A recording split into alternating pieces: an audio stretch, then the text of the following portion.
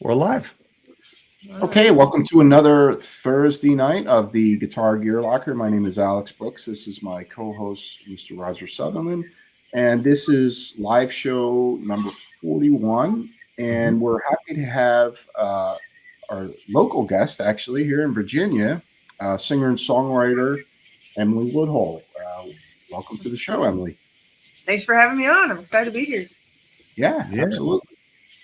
We've been talking about this for a while. Actually, you and I talked about it probably the first time I met you. And we've been trying to set up, Alex and I have been trying to set up like, when do we do this? We wanted to do it when you were doing all your releases, but you were busy and packed up doing all that kind of stuff.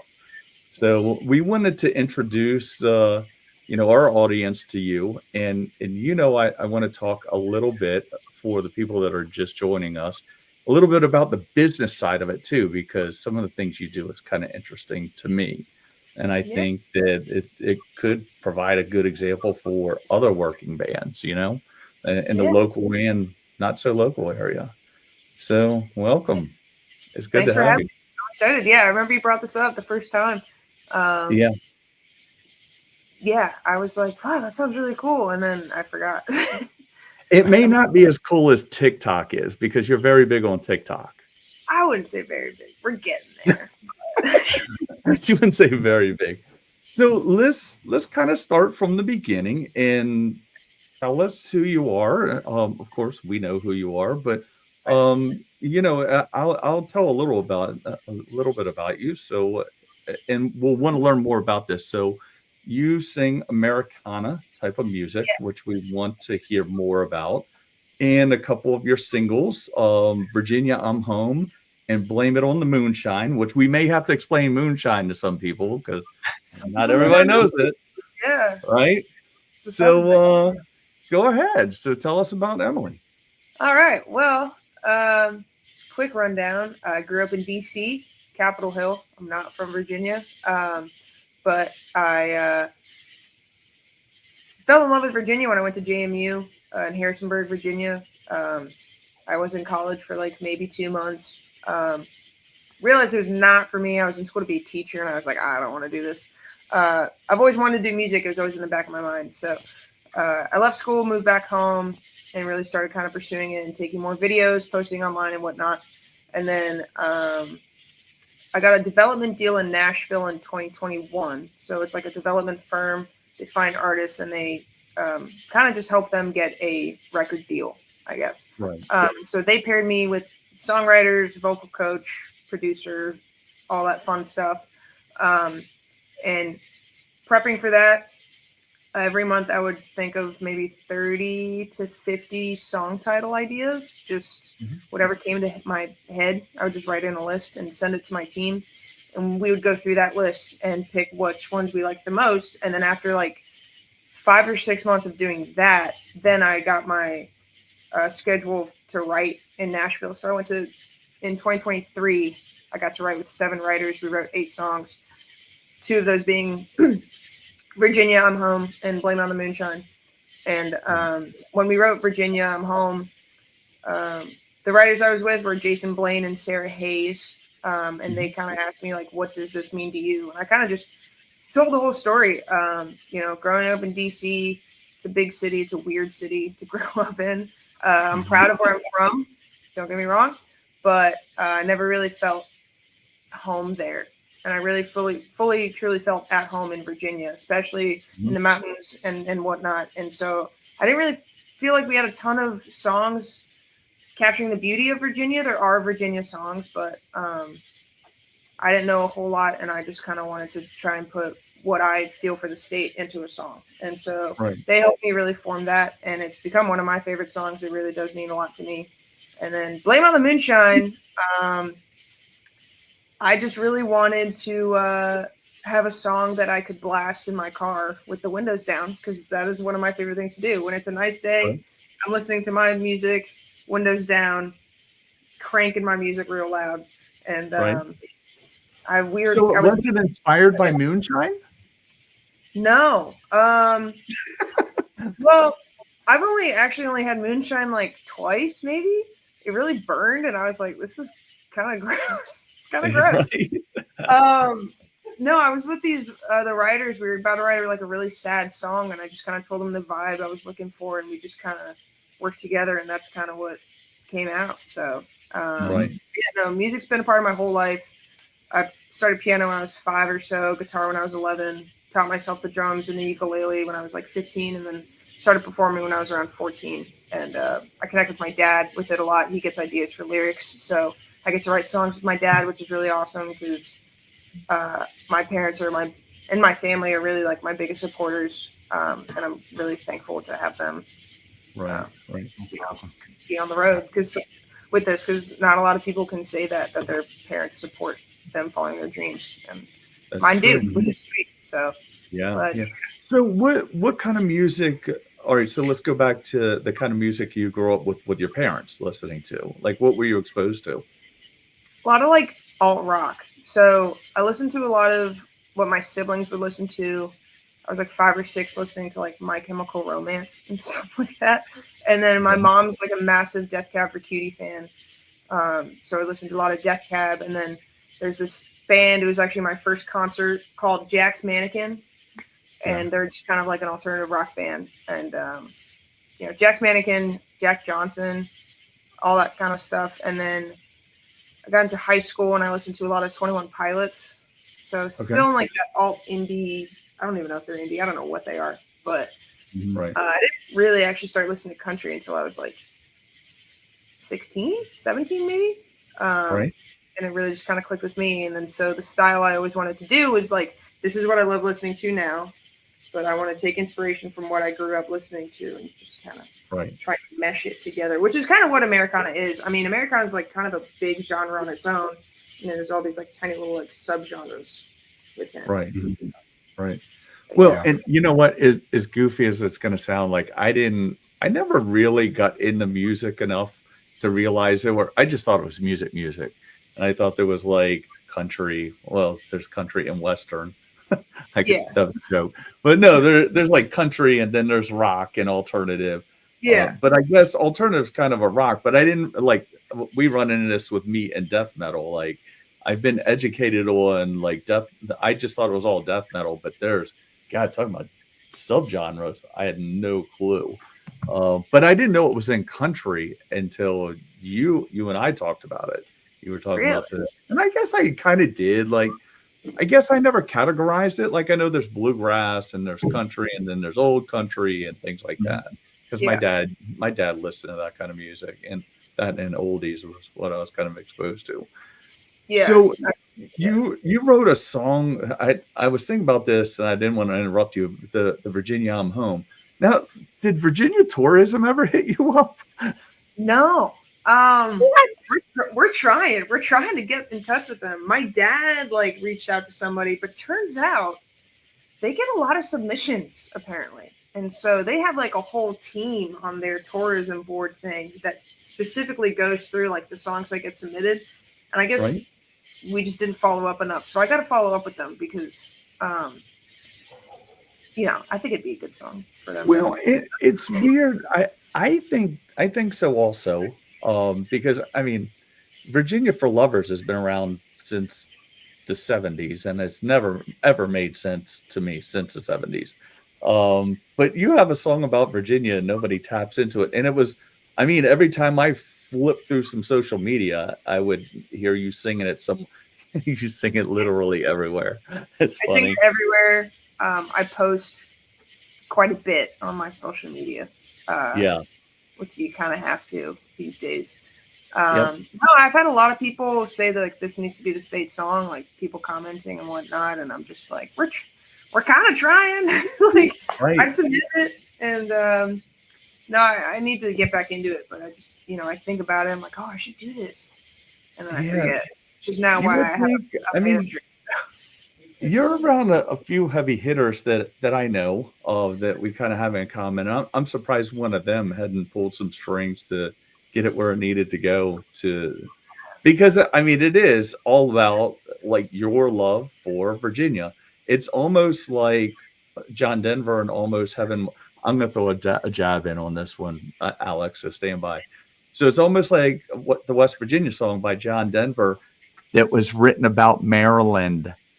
Was it really written about Maryland? I thought it was written about Western Virginia. Really? No, they're talking about seeing the mountains from, it was like east or west of Gaithersburg. So for all my family in West Virginia, sorry. Yeah, Wow. no, I'm a Marylander, but I'm right outside of DC is where I grew up. You knew that. Yeah, very like my high school was like close to where Roger actually grew up. Yeah. Huh. Yeah. That is Yeah, interesting. I never knew that. I grew up with John Denver and as a kid, listening to him and never knew that. It was written, I forget who the songwriters were, but they were in a car and they were riding like west of Gaithersburg towards the Blue Ridge Mountains. It just became, I mean, if you're in that area, you're really, really close to West Virginia. So in that area. Since you bring up John Denver, and I was listening to some of your music, Emily, and when I listen to it, it reminds me of the early country music that I grew up with hearing in my house, and I know you call it Americana. The country music that I hear today is like pop music, and when I listen to your stuff, it reminds me of something like John Denver, or even like kind of like a folky kind of country, like a Gordon Lightfoot or something like that, where it's a lot of storytelling. And I mean it in a good way because it's genuine to me. It's not like something manufactured, and so when you came to Virginia, because I feel that, where you live plays a big part in your music too, and your surroundings. And, so moving to Virginia, did that have an effect on you as far as writing, the type of music that you come up with? Yeah. I mean, so I moved to Virginia, like the first time I was 18. I mean, that's in the verse, I was just 18 when I came rolling in. Went to JMU, which is in like the heart of the Shenandoah Valley. I don't think not a lot of people actually know that it's like in the valley. And you can like literally everywhere you turn, you see the mountains. So that's like what always like stuck with me about the state. And that's like a big reason why I went there. Like just such a beautiful campus. And I moved back home to DC for I think like a year and a half. And I was like, I don't want to stay in DC. I don't know where I want to go. I know I wanted to be in Virginia, and I remembered about Fredericksburg because I almost went to UMW. Right. Like deposit was in the school. Like I was like set to go, and then I got off the wait list at JMU and I switched. And so Fredericksburg just made the most sense where it's like, okay, I'm only an hour from my parents. I'll live on my own. Like I've got my own place and everything. But like if I want like a home cooked meal or something, it's a quick drive home. Or like if something were to happen, like I was actually in a car accident like 2 months into me living here, so my parents were very easily able to like come down. But the writing, I think a big part of it was just like I was living on my own for the very first time. Like I didn't have any roommates or anything for the first like 5 months of me living here, 6 months. And so that really let me be like the most comfortable to explore things. I grew up in a really big family. I have 5 siblings and a twin brother. And so, my house was like never empty. And even if all my siblings were at school or like moved away or whatever, I was like still at home with my parents, and I was always super hesitant doing stuff and like practicing in front of my parents. My dad would like sneak in a room while I'm like playing piano and stuff, and I'd be like, "What are you doing?" And I would stop. Like I would just get super insecure about it. And so like living alone for the first time really helped me like open up and be like, all right, like no one's here to judge me. No one's here to like figure out, hey, this sounds really good, or maybe I don't think it sounds good, or like vice versa or whatever. So like living in Virginia and living at home like alone really like just kind of clicked in my brain, I guess. And just help me. Makes sense, because you need that. I think you need that solitude to kind of really harness your craft, and especially for me when I'm writing, like I just need away from everything, and it depends on who it is that is in the room with me that, I feel comfortable enough to, to collaborate with or, or make music with. But, Yeah. for me, I it's think there's solid. only like, sorry to make cut you off. There's only like a couple people that I'm okay with like being in that vulnerable state with me while I do that. Besides like co-writes and whatnot, but like I guess just like friends and whatnot. I'm very picky about who's with me when I'm like, all right, I got to figure something out. Can you all leave the room? Like, Right. Yeah, I'm getting better about it, but yeah. So Yeah. So how? I don't think I ever asked you this, but how did you wind up in Nashville with a team of writers and all that? How'd that happen?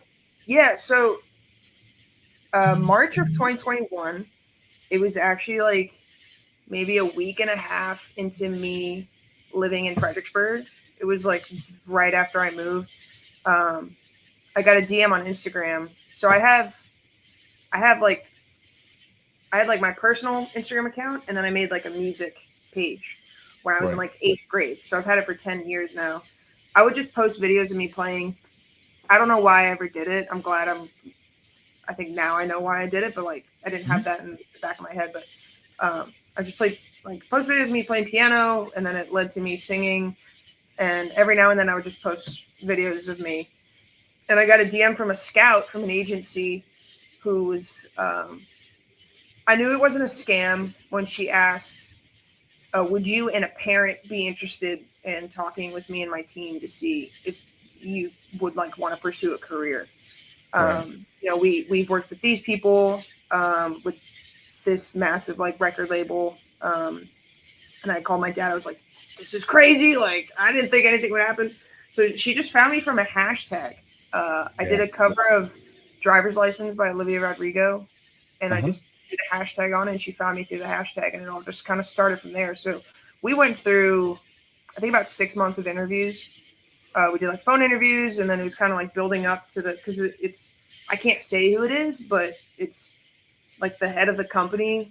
You kind of like build up. And so we did like the scout, and then the scout again, and then the vice president, and then the vice president and the president, and it was just the president. And then we eventually like flew to Nashville to meet them. Right. And we checked all the boxes, and because it was just like, hey, we may not want to work with you, but we want to talk with you. And so it was kind of like going through all that process, and then it all worked out. They really wanted to work with me, which was awesome. And here we are. They paired me with everything, and I still got a team. I still talk with them.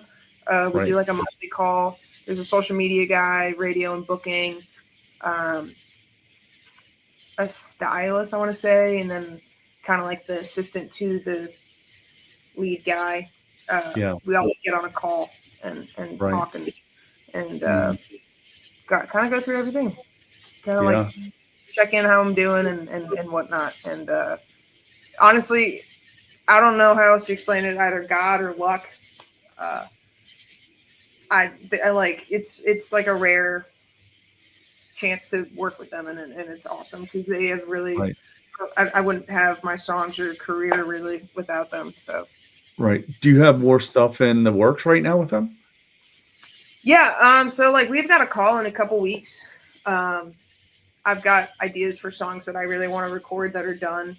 That written and whatnot, but and we only really picked 2 to see where we'd go from there. So I think the next call is kind of like the next steps kind of thing. But so I'm really just focused on social media right now because it's so vastly important in this career and in this industry. You got to post every day, and I fell off it for a while. But I'm getting back into the swing of things. So that's a tough grind. Well, we know YouTube and not Spotify, but the rest of the podcast platform. Man, it's a tough grind. And you're on TikTok a lot, and that you put not you, but generically, people put themselves out there on TikTok. Man, it's a viper pit out there. Yeah, you always do really well. Like you. Alex, she'll be out performing. I think I've told you this a little.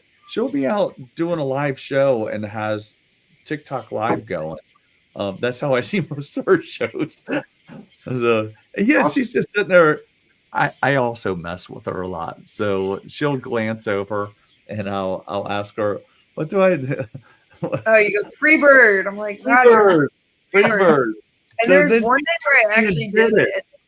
You picked a different song. I was like, I'm not doing that. Like, I think it was Oh, like yeah. Sweet Child of Mine or something. And then I Oh, actually yeah. had, I just say things just to mess with her and get her laughing while she's up there. But no, I what is the one that I mean, not that it's relevant to an interview, but I told you this is just a BS session. So I asked you to do something and you started doing it, and then I think you felt uncomfortable and you were like, you look at the audience, you were like, pretend I didn't do that. oh yeah, it was. I think it was Sweet Child of Mine, right? Was it Sweet It Child of Mine? was, it was. That's right, Yeah, it was. It was. yeah. 'Cause I You had were done trying that to figure song out what before. key to do it in? Yeah, I had done it before, and then I like switched the key or whatever, and I was like, wow, this sounds terrible. Let's Yeah, just pretend it's whoever's correct. listening right now, I'm the guy that does all those things. No, I love I it just though. I like to love get it. her laughing. She's very professional. So, speaking of professional, so I think this is interesting. And like musicians at the local level, especially, but musicians in general should listen to this because you do things that I haven't heard of other people doing. So here's how I met you, if you remember correctly. So I Yeah. was trying, it's weird because I texted you about your website today that's more professional than mine. So I was looking to get mine redone months ago, and I end up in an office building in Northern Virginia in a meeting. And which was cool. It's all around cool business type of people, networking, business networking, and all that. And it's a good group of people. It just wasn't for me because I just came out of that life in my former career, and I was like, oh my god, it's a Monday morning in a conference room. I did that for a lot of years. I don't. I'm not into that. But in that, they referred you to me, and I was like, how do you know those people? And you said you're very big into networking Yeah. and you went there as a way of networking. So I'll let you finish the story because I think it's Yeah. interesting.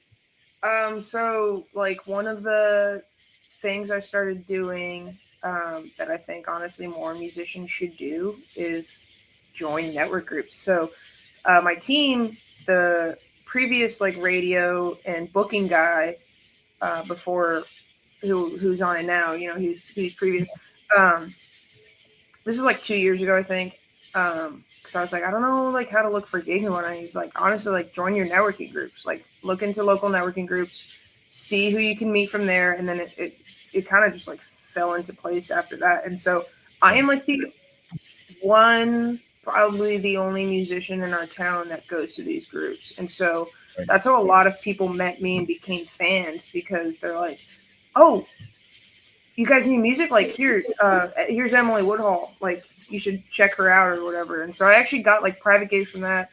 And I fell into this group called FABA, which is the Fredericksburg Area Builders Association. And Yeah. I played at their Christmas party and their golf tournament and whatnot. And so people found me from there. And then it all just kind of like, it's just like I had to network, but it didn't have to be networking with musicians. It's just kind of like learning how to Right.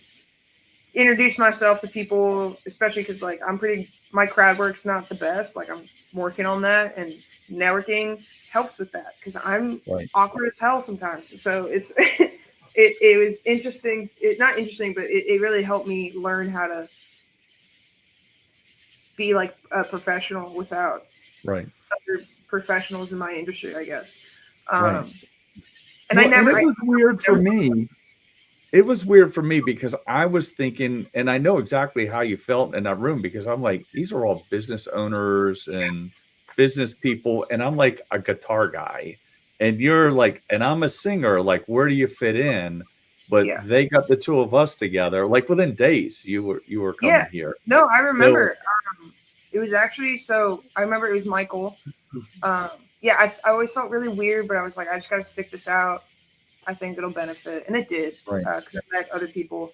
Um, but Michael, his name's Michael. He texted me. He was like, "Hey, this is a guitar guy. Like, he's just in our group. Are you okay if I give him your number, like, to connect or whatever?" And I was like, "Yeah, that's fine. Like, thank you for asking." because some people just Right. give my phone number out. I'm like, please don't do that. But then Which it was actually, then weird because we're then, I mean, especially me, and I think this is the important stuff for people to hear. Like when you say you're networking, like you weren't networking with music people. These no, are like people that have nothing to do. And that's what I asked you, like, how did you and I get together? Like, what are you doing at that meeting? And then you blew my mind because again, if my former life as a fire marshal, I dealt with Fredericksburg Area Builders Association, FABA. yeah, And you said, "Oh, I go to their meetings." I said, "A, a house builders association," and you're like, "You wouldn't believe how many gigs I've gotten from those guys." And yeah, I wouldn't have. This is the things that people don't link together. Mm. yeah. And I mean, I would have never thought about that either until someone tells you about it.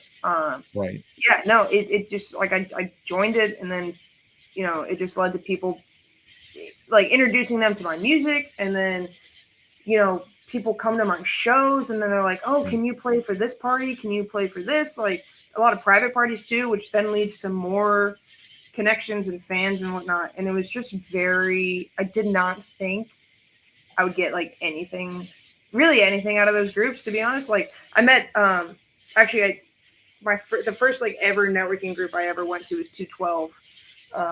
I think it's called the Home Field Advantage. So 212 is like a network association in Fredericksburg and I think Mhm. Richmond.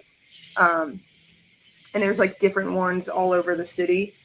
And I did one at the Fred Nats Park, and I met this guy Dan Craddock, who I love. Mhm. He's an awesome guy to work with. He owns Metro Nova Creative, and Right. he's like, I've always wanted to work with musicians, but like my career kind of led me to not doing that. But he's like, if you ever need someone to design merch for you, like I would love to chat. And so he actually designs all my merch for me, and he does Right. a fantastic job. So it led me to like a merch guy, led me to private party gigs, a booking guy who was also there the same day my first time, and then it was just like a one massive domino effect. And Right. I think musicians and local artists should really take more advantage of it, because you really like don't know how much it could help. Because it's really just like getting your name out to like anybody. It's not just Yeah. getting your name out to other musicians. When you go Right. to other gigs, it's like it's networking and Yeah. connecting. Yeah. Um, It's funny. yeah, So next week at all the builders associations around the world, there's going to be a bunch of like guitar players in there. Are y'all want to book bands? yeah. No, they're all gonna be like, what brought you here? Like, oh, some random chick on a podcast told me to do like, I, you know. yeah, I'm telling you it. So you said that there were a couple things that stood out, and like as soon as we talked, the next time Alex and I talked, I said we've got to get her on because you just said a couple things that I've always thought in my head, and I've always wondered. Like one, I never thought of the networking thing, and I'm sure bands, a lot of and so there's different kind of bands too. Like you want to, this is your career path. Some bands just want to go out and play and have fun. They don't necessarily want to make it a career. So Mhm. I think it's important for the networking aspect. The other thing that you said was you basically said, keep in mind, I'm a business. Remember Yeah, that? yeah, And that's well, and I absolutely. think you said your mom kind of instilled that in you. Like, if you're going to do this, you're a business. Yeah, And no, that, like, my eyes lit up when she said that. I was like, that's what I don't think people understand that. Yeah, yeah, that's great to hear that, that you're business minded, because when I entered into the music industry 35 years ago, I, most people, you couldn't separate art and the music industry. It was like two separate things. yeah, And we didn't know anything about the music industry. We just thought, oh, got a record deal, Yeah. I've made it, yeah, and you didn't worry about it, we didn't realize the work that we had to put into it. That's when the real work starts, Right. and just how easily everybody's hands in your pocket, and Yeah. 99.9% of us all got screwed, and yeah, Yeah. so it's important because for me, I'm a guitar player. I write music, and I don't want to deal with that side of things, and it's hard to find, say you had to get a manager or something like that, and find somebody that's trustworthy, that's got their best interest, Yeah. you know, Yeah, for my you. team in Nashville is great.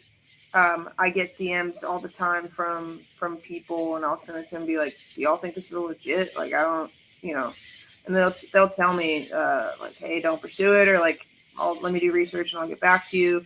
And some of it is legit, but most of the time it's not, because people are just trying to scam you, because people scam artists. Unfortunately, it happens quite a bit. And then also one of my best friends, he's actually here, he's just not in the camera shot, has become my manager. I don't know, Bet, for a second. I'll just introduce you to him. You can come around. It's up to you. It doesn't matter. We became friends last year. Hey, I'm going to say hi to Evan. Thanks for joining us, man. Hey, y'all. Good to see you this week. Hey, what's happening, man? Planning a tour. Yeah. Are you keeping her straight, or is she keeping you straight? I've lost track at this point. It's really him. Like, man's like the glue to the organization at this point. But no, yeah. Even my team in Nashville said it's like rare to have someone like Ben on my team, which is great. Right. We just became friends, and he just really enjoys doing this. And so he's like, "Hey, dude, like, like if you actually want more responsibility, like you could take over my booking, and I'll like pay you." And so now it's like a job too for them. Yeah. So, but yeah, we're planning a tour. And you stay extremely busy. Just so everybody knows, you're busy. Yeah, I have like no free time anymore. I'm actually going on vacation next week, and I'll be with my family, which I'm very excited about. But yeah, no, I mean, like we were in Nashville last week. We were in Midtown a lot because like we're networking, even if it's in a bar. It's like the bars that the industry folks go to, and we played like a showcase and all that. And so it's like on top of, sweet, we're in Nashville, this is gonna be so much fun. It's also like, cool, we really got to like sit down and do some work. Right. Yeah, but yeah, like what you mentioned, like what my mom said, it's like I'm a business, because I was dealing with some drama with someone, and I'm not gonna like go into too much detail, but I was worried about hurting their feelings. And my mom's like, well, hey, like this is your livelihood, this is your business, like I get that you care about them, but you also need to like take into account of like, this is your job, and like you gotta like separate that. And so that was like really distilled into my brain to be like, okay, yeah, I gotta gotta separate the two. And sometimes I lack in it, but I kind of have to remind myself every now and then, and he keeps me in line as well. Every once in a while I'll jump in. It's like, yeah, but we did this in the past, like a year ago, or this and this person is like, well, I was like, yeah, I get it. It's like you don't want to hurt their feelings, but that's okay. You don't have to. I'll shoot him an email. He does it. Yeah. He can be the mean one. I was like, they don't know me from Adam, and it's usually, I mean, it's the same thing whether you're booking music or you're doing something in an office job, or every episode of Judge Judy since 1999. Whenever feelings and money are in the same line of thought, one of them has to get out of the way of the other. Right. Where you have to have another person. And one of the biggest things we get is, it's like, we like budgets for certain things. We get it. I won't be mean because you can't do X, Y, and Z. But it's like, when you get the same thing, it's like, well, we started music back up. People still do the since COVID thing. It's like, I understand. I get it. And I was like, that's cool. I was like, your menu or your this or that, or like your prices are like 30% more. You're bringing it. You're accounting for that difference. Right. It's like, we're just trying to account for a difference here and there. Right. It's like I know we go way back, but like, we have the same. We don't have a discount card at the grocery store being a musician. We don't have 30 cents off a gallon because we play music. Well, I saw a TikTok video. I saw a TikTok video. It's like, hey, this is my rate. And they're like, wow, this is really expensive. This is all we can do. They're like, you really can't budge. They're like, it's really good exposure. And he's like, well, exposure doesn't pay my rent. So Yeah, yeah.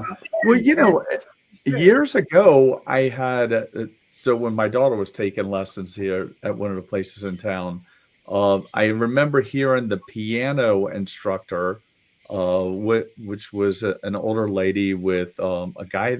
The drum instructor there actually is out with Keller Williams. He's his drummer. So I heard those two talking, and not Keller Williams, the realtor, the performer. No, I know what you mean. Yeah, not the realtor. So a lot of people in the watching may not know that. So I was listening to them, and it didn't really, I didn't really understand it as well there because I was probably falling into the group that they were complaining about. They're like, people are just like you said, well, it's for the exposure, or you have a good time, and they're like, how many? Distinctly remember, how many times can you call a plumber and say, come over and fix the plumbing in my house for the exposure? They're just not going to do it. Like Yeah. you can't call anybody else in the world for any service and tell them do it because it'll be fun, or it's music, or it's exposure, or whatever. You're going to have to pay them, but they look at musicians differently. Yeah. Alex is nodding. I mean, it's especially in America, that's for sure. Yeah. And I mean, my first year, it's been almost 2 years. Wow. That's crazy. Almost 2 years, like to the day of me quitting my job to do this full time. Right. And I lacked in the beginning a whole lot. I take accountability for that, where I was like, wow, I don't have to do anything. I can lay on the couch. That was a terrible idea. I was just playing with like my puppy, and then it led me to losing, my ex-boyfriend. He was like a massive supporter and everything. And it was a big wake up call. And so, in 2024, I took pretty much any booking I could get at all. Any gig that was offered and I was free, it's like, I'll do it. Right. So my thing was like, my first year, I will play whatever, pay whatever. Like, this is my rate. You can't pay it. No worries. I'll take whatever. Get my name out there. And then in the second year, it's like, all right, this is my rate, which is what we're in now. This is my rate. This is standard rate. Depending on who it is and who refers me, I'll be like, maybe we can work something out. But really, I try and stick to the guns, which is why he's taking over it, because I'm a pushover, and I'm like, and you know me, I am too. I'm the same. That's why Jane does all my pricing. You need to like that. Like, this is why he's the manager. Like, I can't. Yeah. I do that, and so, but that was my thing where I was like, okay, exposure. Like, I kind of need that. Nobody knows who I am. Let me get people to know who I am, and then they'll see. Yeah, it makes sense that her rate is this and that and the other. Right. Or like she's worth it. Right. Because to me, there's no point in doing that my first year. There's just like, no one knows who I am. Like, why am I going to charge this amount and be like, wow, you can't afford me? Lame. Like, no, like, it's not how it works, Like, it's just like, sucks for you. Like, no, you can't do that. Yeah. And so, so, few kicking the asses experiences and life lessons and kind of really put me into gear, and I don't think we've really like calmed down since, and I'm thankful for that. Like, I really had to change my work ethic, and we recently talked where I was kind of falling back into this bad habit, and he kind of like made me really realize like, wow, I really do need to like change up my work ethic again, because I don't want to fall into this hole and then not get out and then just like lose everything I've built up the past 2 years. Right. Yeah. Well, and I think I talk to a lot of bands, and I'm not going to only talk about the Fredericksburg area, because Alex, you probably could tell us if it's in the Philly area. It's probably in every area. I see, like, I think if all bands somehow united and said, we're not going to play for under a certain amount of money, they wouldn't get taken advantage of. But what I see is, well, so-and-so won't play, but this person over here will play for beer, or they'll play for whatever. And, if everybody just said, because you hit the nail on the head, like everything got more expensive after COVID, post-COVID, we're still talking about, probably still be talking about that long after I'm off the earth. But everything did get expensive for them. But we talk about it every week. So we talk about guitars a lot and gear. Like, we know how expensive it has gotten.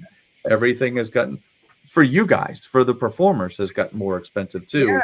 But they don't want to take that into accountability when they're They're figuring out pricing. They don't realize like they well things have gotten like French fries and beer and everything's more expensive, but it's more expensive for the performers too. They just want to pocket the money in my Yeah, I opinion.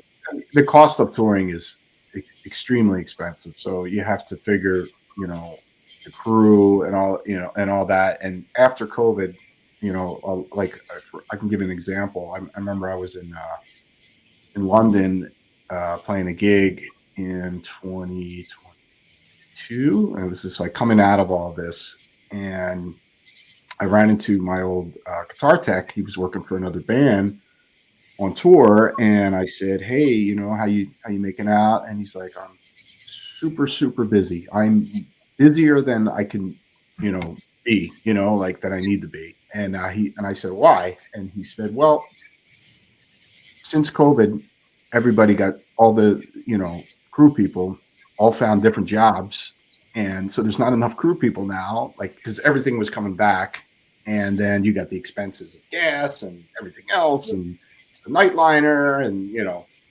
people don't realize how much that costs. It's like you're Yeah. spending $1,500 to $2,000 a day, Right. and then you got to pay your crew, and um, you know and your guarantee and all those kind of things, and hope that you sell a certain amount of merch, Yeah. to make ends meet and pay everybody, because you got to pay everybody first before you get paid, Yeah. Right. and it's still, I think it's gotten a little bit better, but since then it's still pretty rough. It's changed the game a lot, I think. Yeah. Right. So, Yeah. I mean, we're planning our first tour, and it's just me and him, and maybe my guitarist. It's just acoustic, and it's Mhm. smaller venues, so it's really like we don't need a whole lot of gear. So Yeah, we set up and tear, like we can set up in 5 minutes at this point. Like we've got it down. We've done yeah, it so yeah, much. But it's still like all right, cool. Like if we get this camper, then there's gonna be a shower in there and a bed, so we don't need to get a hotel. Like all this stuff, like we'll just rent it or like figure something out so we can like save money this way, and then yeah. Absolutely. You got to do everything to save as to much get money. around. Yep. Not a lot of people Absolutely. realize merch is super expensive to make. Merch is Mhm. really expensive, especially if you want it to be good. Yeah. It's expensive. Mhm. I know some people who use AI to make the designs. And you're getting the name out, but if it's not like good quality after like a few washes or whatever, if you're using like if you're doing it yourself, like the t-shirt press thing, like after a Yeah. few washes, like, it comes off the Yeah. shirts. Like Mhm. I had some shirts I had to stop wearing because I was like, it's literally coming off. And, And Right. so and like, fans can be very peculiar about those kind of things, like the yeah, material, the shirt, and everything else. And yeah. I mean, I had a lot of people. I picked a cheap t-shirt brand when I worked with Dan because it was just what was in my budget, and it was actually like really decent. But everybody was like, "Oh, you got to use Comfort Colors." I'm like, I love Comfort Colors. I'm not paying this amount of money each What T-shirt. is that? Is that a It's type of shirt? it's like a T-shirt brand that Oh, a yeah, lot of people use like all over the country, like merch, like surf shops, yeah. random breweries and bars or whatever. They all just use this brand Comfort Colors because they're great shirts. I mean, they're very comfortable. The Right. colors are great. I'm not gonna lie, like it's Comfort Colors, like that's in the name. Right. But Right. it's they're really expensive because everybody likes using them. And I Yeah. had fans for a really long time before I got the second round of shirts made. Everybody was like, Comfort Colors, Comfort Colors. And then I got them made, and everyone's like, wow, that first shirt was really comfortable. I'm like, can y'all make up your mind? Like, I'm trying to listen to what you're saying. But colors just switched, and now you guys want me to go back. And so, but Yeah. I was yeah, looking up here because I'm trying. So when I first started, I had to. Emily, you've seen them, and Alex, you've seen them. It's like somebody said you should get T-shirts made, and a guy did my graphics. I was like, okay, that looks cool enough to be on a T-shirt, but it had to be a certain type of shirt because it has to be thick and it has to come across my neck. And hold on, I'll tell you what it is. It's a certain one, and it's called Gildan, Cool. Gildan. yeah, Yep. that's a So, good brand. So that was, and I'll tell you, that's what we wore at work, and I wore it every day, and it was comfortable and thick, and I'm particular about that. So I noticed my wife was using them. She goes, "Oh yeah, that's the cheapest shirt you can get out there. That's why I get them because she does the little heat press things." But you're right. If your merch is cheap, like people aren't going to buy it because I Yeah. wouldn't get a heat press because it makes you sweaty and all that. Yeah. You Well, want to there's like pick a really big discussion on Twitter and stuff. I'm in this like community of like country music fans and Americana, Red Dirt specifically, which is like what I listen to, what I'm trying to go into, and a lot of them talk about people using AI to make like the designs for their shirts, like album covers and whatnot, and then there's like AI artists on Spotify, which is insane. And so it's just this big discussion, like, should you do this? And it's like, if you're on a budget, I get it. Like, if you can't afford to like have somebody like draw something up for you, I get that. There's Fiverr, which is like an online thing that you can like pay someone, and it's usually fairly cheap, and they'll just draw something up for you. But I'm like super against using AI for any like artwork or anything. It's like, I'd rather, like, I'm an artist, I'd rather pay another kind of artist to for me rather than that's good. Well, So. we talked about this a couple of weeks ago. I won't name the bands, but there were two bands that their guitar players walked out. They were like, because of AI. And I think one was because of the album cover. She said the rest of the band didn't tell her there was AI on the album cover, and she's not with them. And they were getting there. They were touring around the United States. Yeah.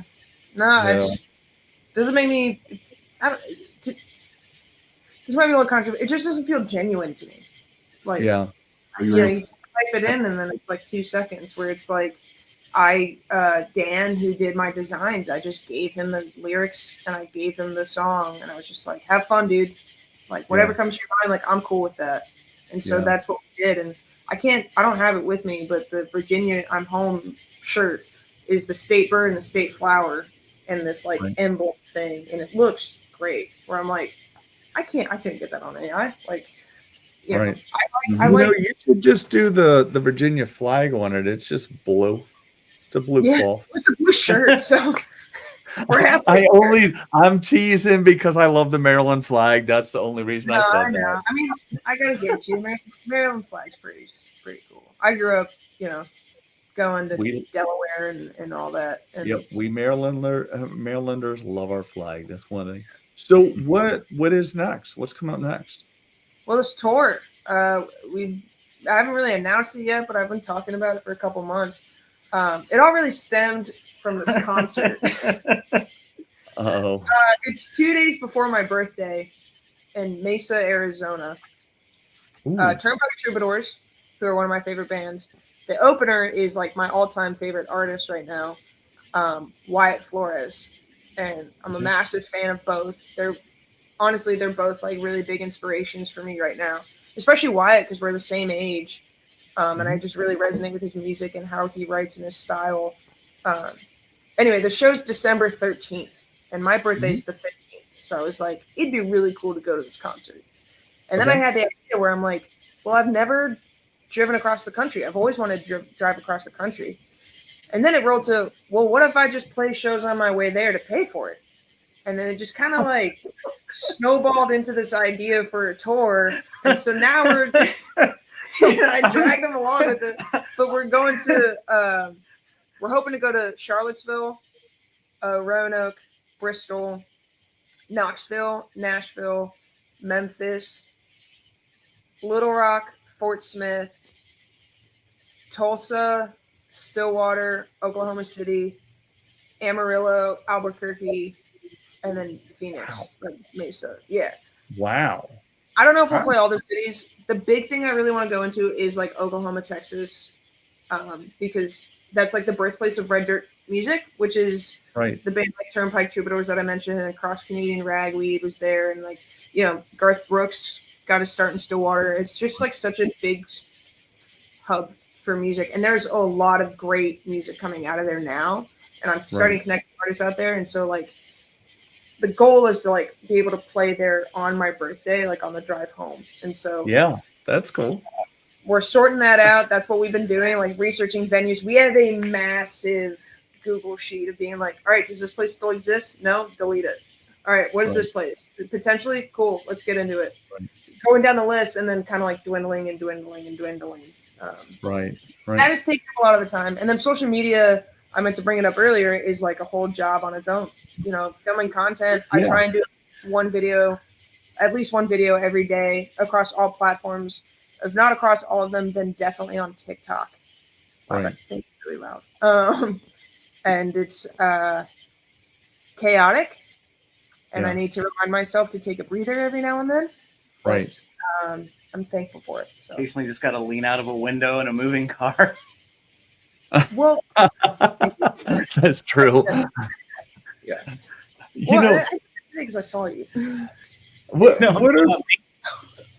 Okay, so what's the weird, Alex? What she's talking about? Like she'll have a TikTok or a video on some platform of her just singing that song in some random place. So where's the weirdest place you sang it? Oh man, dude, I don't know. That's a good one.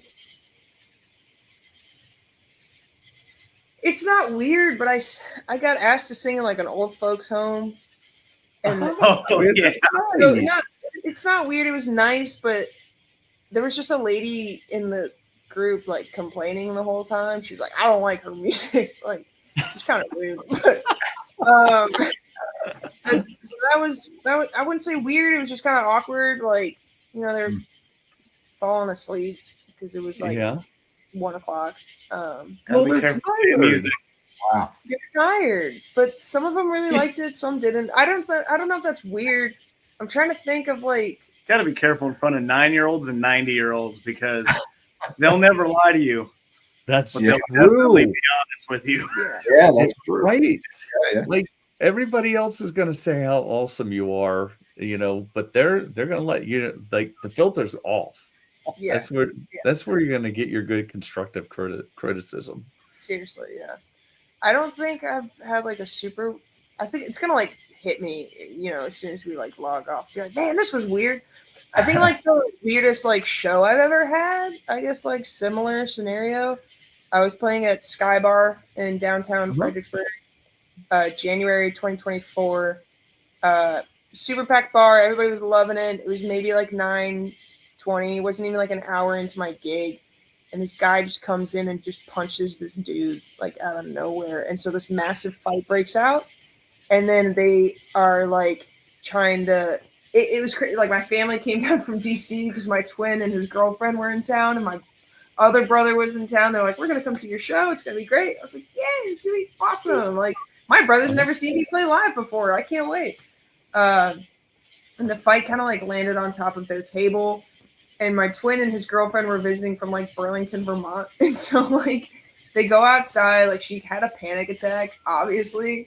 And she's like, this doesn't happen in Vermont, like freaking out. But like they were like, one dude was like, the dude that came in like realized what he did wrong. And so he like left. But the other dude and his girlfriend were still there trying to fight these other people. And he's like trying to like push down my sound equipment. My tip money went flying. Luckily, somebody like grabbed my guitar and put it in the case because I was freaking out because it was like my family was right there and I was like, oh my God. Yeah. By like 9:45, because again, early night on a Friday, it was like dead. And I'm like freaking out. And the owners of the restaurant and everything were like, are you okay? Do you want to keep playing? I was like, yeah, I think so. I started up again at like 10:30 and I just played like the last hour and there was like nobody. But it was just like, I was like, wow, this just happened? Like, what the hell? Like, Virginia, I'm home. Yeah, really. Yeah, Fredericksburg, and that's a nice place too. Yeah, like that never. That's like, not like a dive. That's a nice place. What? That's why I said I was like, guys, this place is good. Nothing ever happens in this bar, and then it happened. And the night before, it was like my first like headlining show at a venue too. So I was like reeling off of that. I was like, wow, this is great. This is awesome. This feels good. Yeah. And then that happened. And I remember like calling my ex because he was in the Army and he had a 24-hour shift. So he was like sleeping all day. He had it the night before. I can't remember, like the day before. He like got off, went to my show, and then went to bed. Yeah. And I called him the next, like that night. He's like asleep. I was like, dude, this just happened. I can't believe this is so crazy. And he was like, wow, and like fell back asleep because he's like asleep. You know, like I woke him up. Yeah. But it was a weird night. And, Alex, she's probably going to have to get used to that, right? I can tell you stories. Yeah. hopefully, You when know I'm what? on- Next time you come through here, Alex, we'll have to take her to one of your shows. Sure. Yeah. that'd be fun. Yeah. Yeah. We saw them in Richmond and we saw them up at the Fillmore. That's awesome. They're all great people. Everybody's cool. There's just there's a lot of activity there. Yeah. Like there's a lot of like people getting passed over top and mosh pits and all that kind of stuff. Yeah, Like, I've seen horrible things happen to people at show, unfortunately. You know, like I was in Romania a couple of years ago, and guy, you know, he's really into the show, and he got over the barrier and he jumped on the stage, and I knew when he went to jump, he was not going to make it, and right into the barrier, and just blood everywhere. Golly. Really, I mean, you know, I stopped playing. I was just like, wow, you know, and I was concerned for the guy, honestly. I feel still don't bad, know what but- happened to him, but you know, and you know, when I was younger, a lot of bar fights and bikers fighting with other bikers, like, you know, literally like bikers show up and they just start destroying the place and destroying each other. And so Yeah. I understand. Well, I just didn't expect it to happen. Like, I'm an acoustic show, you know, like it's not that rowdy. I just sang a Miley, like The Climb by Miley Cyrus, which was in like the Hannah Montana movie, you know, like pretty chill stuff. I'm not singing like, whoa, like I'm not screaming, you know. Yeah, right.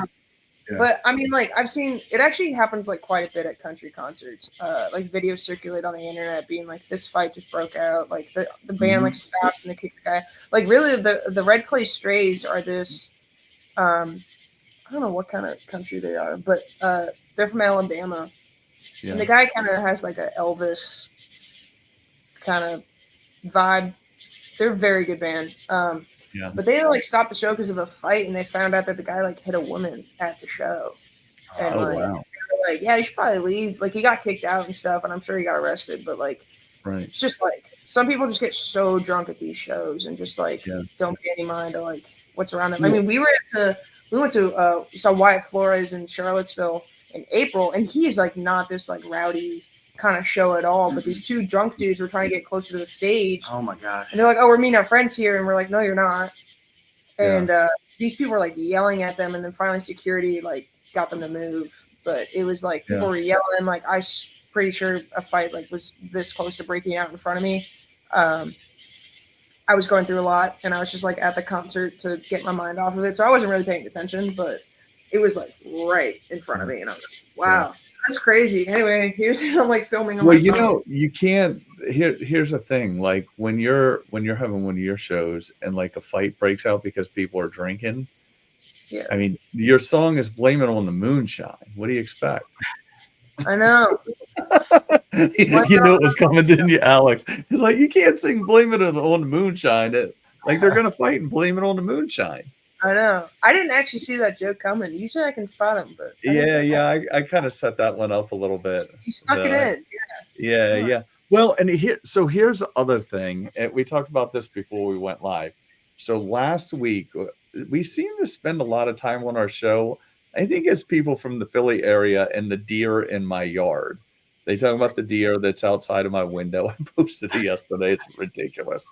So the deer and the wildlife. So last week I snuck in tree frogs, and I said I haven't heard that many this year, and that's what everybody hears in the background with you. They are tree frogs.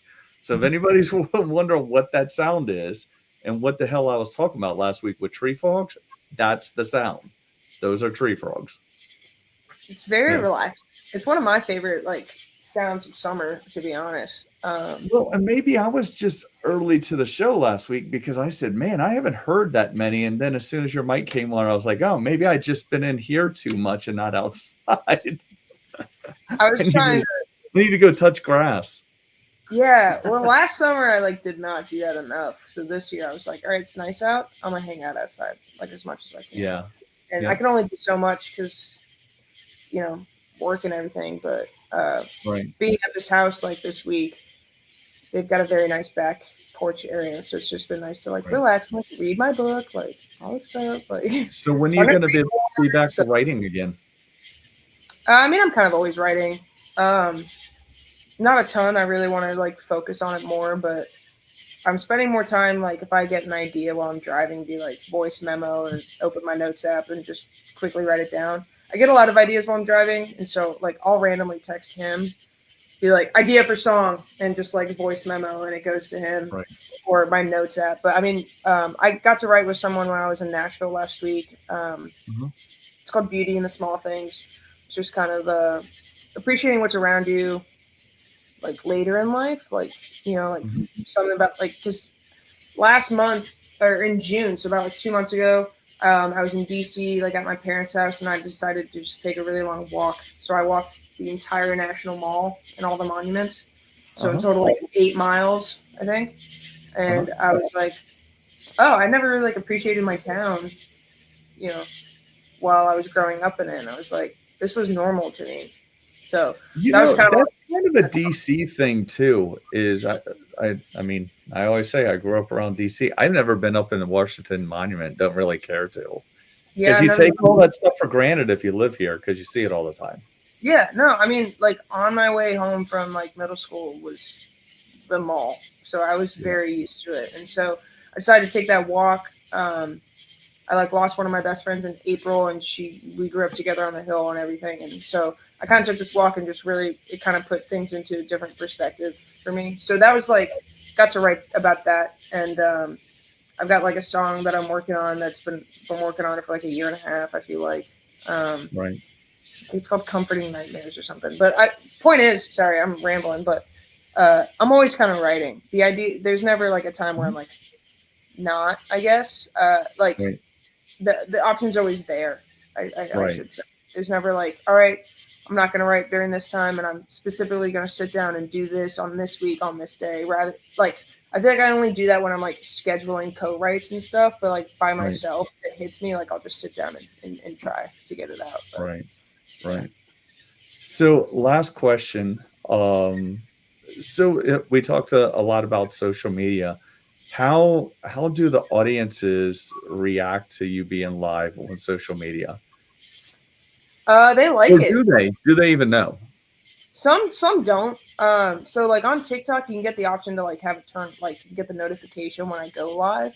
Some people just happen upon it and they quickly scroll away. No, I mean the people that are at the venue. Oh, some people don't really pay attention to it. I get in my head about it. Because I'm like, to me, if I'm in the perspective of somebody at the bar, I'm like, why is she talking into her phone right now? Like, I nobody's ever said that, but I get in my head about it. But people are actually like, I can't believe you're doing this at the same time, kind of thing. Like, paying attention to the audience, and then you pay attention to your phone, and then you go back and forth. People are like, how do you do that? I'm like, I don't know. Multitasking, I guess, but people are either like impressed or they just like don't even notice. I get a lot of drunk people sometimes who come up really close to the microphone and don't see it. I kind of wish they did. You get the ones that are right up front and they're like this, like they're falling asleep, and you're just they're just like, what are you doing here? Don't go to bed. They'll just be like this, like, can you? Yeah. Can you play this song? I'm like, hey man, I really can't. They're like, well, we suck like, that bad, They're like, well, can you? What about this one? And I'm like, brother, I need you to back up, dude. Like, you are right in my face. But people see it on the live, and they're like, man, like this guy's really got to stop drinking, or like, can they just like shut up? Like some people on the live get a little stuff. I'm like, hey guys, like I'm at a bar right now, like I can't tell people to stop talking. Right. Right. I try not. I guess I don't know. I've said it like a couple times where I'm like, sorry guys, I'm like talking to my phone. I'm trying to do both. And he told me, you know, like, hey, shut up about it. Like nobody really cares. And I was like, all right, cool. You only notice it when you say it because, yeah, when you're actually looking at her, like, there's like a tablet here, controlling stuff, and then the phone is mounted to the same. It's all on the mic stand, so they're like right next to each other. So between songs is when she has time to be like, oh, hey, saw your comment, thanks for joining, blah, blah. But it's also at the same time something's getting adjusted on the iPad. So that like bow and move is already there. And I don't even notice it half the time. And I'm watching the live moderating while she's doing it. And I'm like, oh, yeah. Right. He is like on his phone watching it and in person to make sure nobody says anything weird. Because I've had some weird comments on TikTok. Freebird? Front. My favorite is when they don't just do like songs and they're like, but can you play? My favorite is when they start like with an artist. They'll be like, hey, can you play artist XYZ? And you're like, sorry, I can't. I don't know any of their stuff. But then they'll proceed to then ask individual songs of that artist if they can play. And it's like, dude, no. I really can't. I'm really sorry. Do you have anything else I can help you with? All right, so I've moved past Freebird, but I'm going to keep thinking of new songs. Actually, there's one song that I had you do that worked out. I forget what it was. I just come up with random songs that I think her voice would sound good with, and some of them I'm just messing with you. Some of them I'm going like, her voice would sound good with this song. And there was one where you kind of messed around with it, and it sounded really good. I think you impressed yourself. You were here, Pink Floyd. That was what it was. Yes, there you go, Alex. Pink Floyd. Yeah. What song? Wish You Were Here. And then I was like, oh, I've got an idea. And then I segued Wish You Were Here into Time. Because I played Time and I performed that because one of my favorite artists did a cover of it. And that's actually how I found the song. And so I like changed the key for a bit. And then I just went right into it because Time I used Capo 2 on, and then I just raised the key for Wish You Were Here, and we just kind of went right into it, and it worked out. I haven't done it since, but I feel like I probably should. Yeah, I'll think of more songs. I'll think of more to just. Usually it's Jane and I watching, and I'm like, oh, let me see if she'll do. If it's Freebird, it's me screwing with you. If it's an off the wall song, it's just me messing around. But and I know we spent a lot of time talking about TikTok and social media, but that's kind of the way. Like we've talked about a lot of songwriting in the past shows and all that, but you're probably one of the younger artists that we've had on, and that's going to be the future. And there are more people doing it, and it's massive exposure. I mean, it is the future. There are like some of like the biggest names and like voices, especially in country music right now, that were found on TikTok. I mean, Wyatt. Like the guy we were talking about earlier was from TikTok. I think Avery Anna, who's a big inspiration for me, was from TikTok. Like, it's really like, and like some of it I didn't even realize till like you do research on the artist and like, oh, they were found on TikTok. Like that's crazy. Like, it really just like takes off. If it could just one video can just like completely change everything. Right. And you don't know what that video is. I mean, for me, the video that kind of like started getting me my following and whatever. I was fishing, and I just introduced myself holding a fishing pole, and then it just took off. And a lot of people like to tell me because I said like, "Hi, my name's Emily. I wrote a song called Virginia. I'm Home. It's about the mountains. If you live in Virginia and you like the mountains, you should listen." And I mentioned that I live in Fredericksburg, and a lot of people had to tell me Fredericksburg's not in the mountains, as if I wasn't aware. So.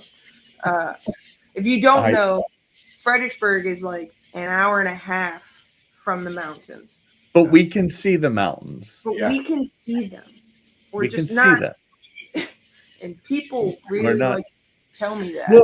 Well, everybody thinks. Well, a lot of people think that that Virginia's the country too, and it's. A lot of it is, but most of it, up where we live isn't. Yeah, especially if you go closer to DC. I didn't know, I'm going to sound real dumb for a minute, but until I was like 16 visiting colleges, I didn't know that there was a life outside of Northern Virginia. Like I just never, it just never crossed my mind about like what was in the state. Like it just, you know, it was really just like I grew up in DC. I went to school in Maryland, or just outside Maryland, and so we were never in Virginia except for like Arlington and Alexandria. Right. That was like all we would go into. We never went south until I was like 15, 16. I was like, wow. I think that's why it's so interesting that, you know, you grew up very inner city and you're singing country music, basically, like Americana country music. Because I came out of the same area, and that's not what I was listening to. No, it really like started. An ex of mine actually like made me a playlist, and it had Tyler Childers and Chris Stapleton in it, and then that's what really got me into country, were those two artists specifically, and then like our friend a year later showed me Luke Combs, and then it just really dwindled. Because I mean, Alex. When I was like 19, I was listening to a lot of like hard rock and metal. Like I used to be a drummer, and that's like what I really loved playing until I really got into country and I segued. But well, I mean, my music is so vast since I was a kid. You know, I listen to a lot of folk. Like I love Joan Baez and the Moody Blues, and you know, and all that stuff. I grew up with the most extreme. You know, eventually I went into the extremes. It didn't exist then, but. You know, I like the most extreme stuff and the most mellow, soft music you can imagine. And, you know. Yeah, people kind of get surprised when I like play. Like I'm a really, really big Chris Cornell fan, and I'll play Audio Slave, and he's actually. I mean, inspiration is it doesn't matter what it is. You know, you could be inspired by anything, and inspire you to write the most opposite thing than what you're hearing. You know. Yeah, it really, like, to me, I think a lot of my songs change, like the tone of it, kind of like you can kind of depict where my inspiration kind of lied in those songs. Like I feel like you can kind of tell. So, which that makes me excited. Like I'm not trying to be just like one sound. You know, I'm just trying to like, I was listening to a lot of this, and then that's what led me to write this, and I was listening to a lot of that, and like, you know, XYZ. So and that's a great thing about, you know, being creative, and you know, the way I look at it, it's just like always constantly looking forward to try something new, and you know, keep yourself satisfied as an artist, and you know, kind of go into the unknown, you know, and because I don't like to like repeat myself. I like to always keep moving forward, try new things, and you know, I feel like I'm still not even there yet. It's been a long time since, you know, I've been playing music. That's the amazing thing, and you're still early in this journey, and I'm, you know, excited and curious to see where you take it in the future. You know, and that's exciting. It's just like, all right, you know, like I did this, now what's next, and you know, where can I take this next, and you know, and you know, like I said, I play a lot of different music. It's not just I'm known for the heavy stuff, but I like to play other things too. And you know, so it's an amazing journey, you know, an adventure, you know. Being creative. I don't know if it makes any sense, but no, it does. One I'm thankful for. But yeah, I lost track, Roger. But basically, like, I think it's a compliment when people tell me, you know, I tell them that I'm from DC, and they're like, "Oh, I never would have expected that." I'm like, "Thank you. That's what I'm going for." You know? Right. Well, and I like I heard you say earlier, you know, that because I always try to, you know, even when I was explaining it to Alex, like what kind of music it is and Americana and what is that, and I think that you had a description like alternative country, like alternative meets country. Yeah. So I think that's a really good description.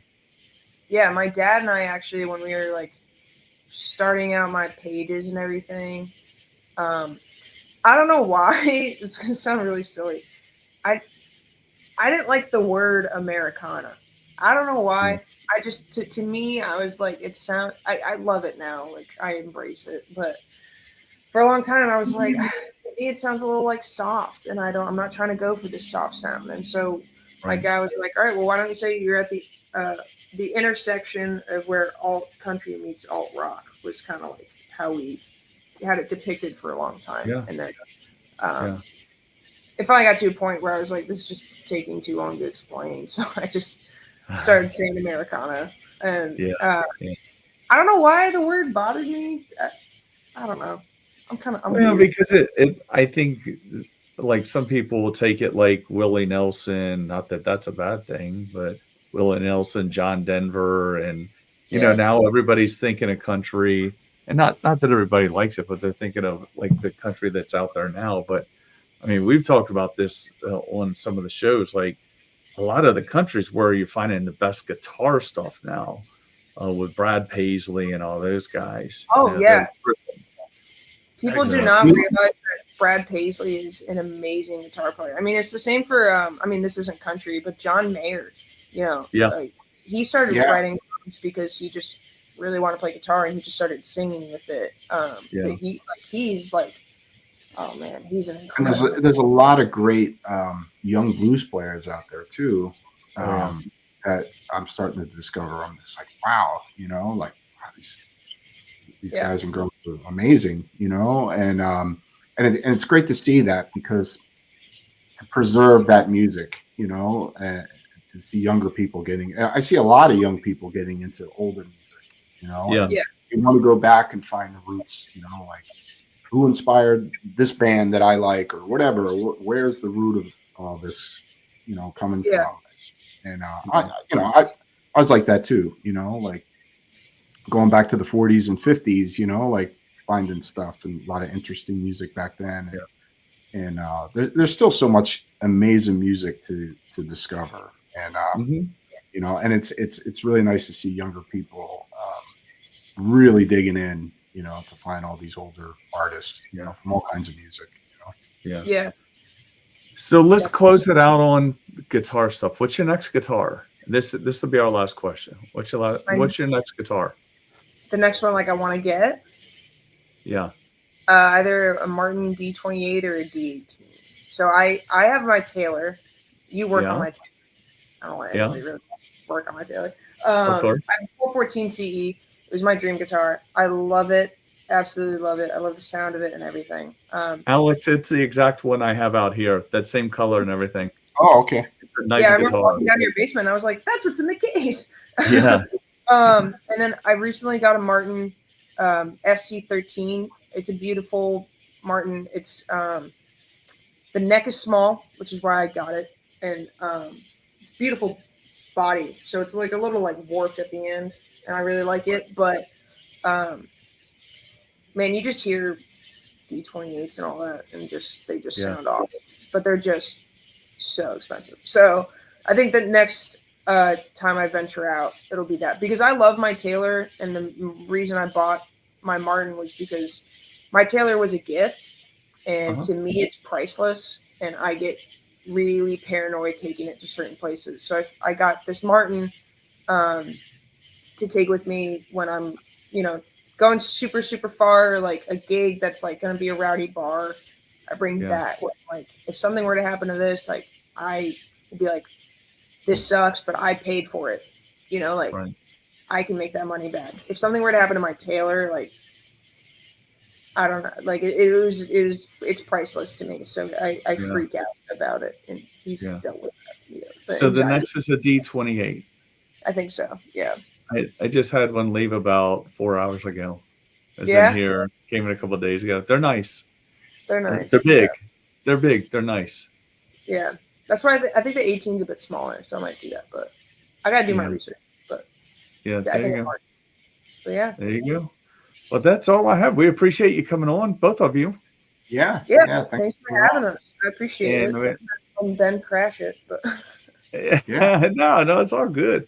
So, and we look forward to seeing you on TikTok and on social media, and making your way across the country. And everybody go listen to her songs on Spotify. They're on Spotify. They're pretty much everywhere, right? Every music platform that there is, pretty much, I'm on there. DistroKid, shout out DistroKid. They literally distribute to everything. But yeah, any streaming service, Emily Woodhull, and then Social media is Instagram and Facebook, Emily Woodhull Music, and then TikTok is EM Woodhull Music. So there you go. All right. Awesome. Thanks for joining us, everybody. Thanks for tuning in. And wherever the subscribe button is, hit it. We appreciate you watching. all right.